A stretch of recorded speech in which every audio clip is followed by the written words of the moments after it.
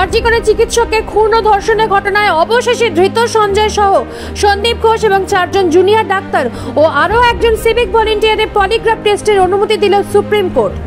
সঞ্জয়ের পলিগ্রাফ টেস্টের জন্য 14 দিনের জেল হেফাজতের নির্দেশ দিয়েছে শিয়ালদা কোর্ট। আগামী 6 সেপ্টেম্বর পর্যন্ত জেল হেফাজতের নির্দেশ দেওয়া হলো সঞ্জয়কে। এই ধর্ষণ ও খুনের ঘটনায় সিবিআই সবথেকে বেশি গুরুত্ব দিচ্ছে ধৃত সঞ্জয়ের পলিগ্রাফ টেস্টে।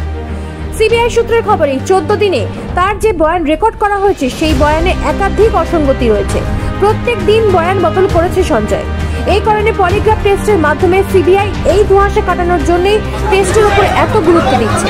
অন্যদিকে পলিগ্রাফ টেস্টের অনুমতি পাওয়ার পর নিচে তার বাবা মা এদিন কি বললেন শুনবো। ভালো এজেন্সির মতো একটা দৃষ্টান্ত স্থাপন করবে এই ব্যাপারটা, এটা আমরাই ধৈর্য হারাচ্ছি। প্রতিদিন 14 দিন হয়ে গেল কোনো রেজাল্ট পাইনি, স্বাভাবিক ব্যাপার। বলতে চাইছি সবাই একটু তৎপর হয়ে কাজটা করুক এবং সিবিআইয়ের উপর যে মানুষের যে আস্থা আছে সেই আস্থা রেখেই কাজটা, আমরাও আস্থা রেখেছি যখন, সেই আস্থা রেখে এত বড় ঘটনা তদন্ত করে কিছু একটা কুল কিনারা করুক। তারা তো কোনো কুল কিনারা এখনো করতে পারেনি।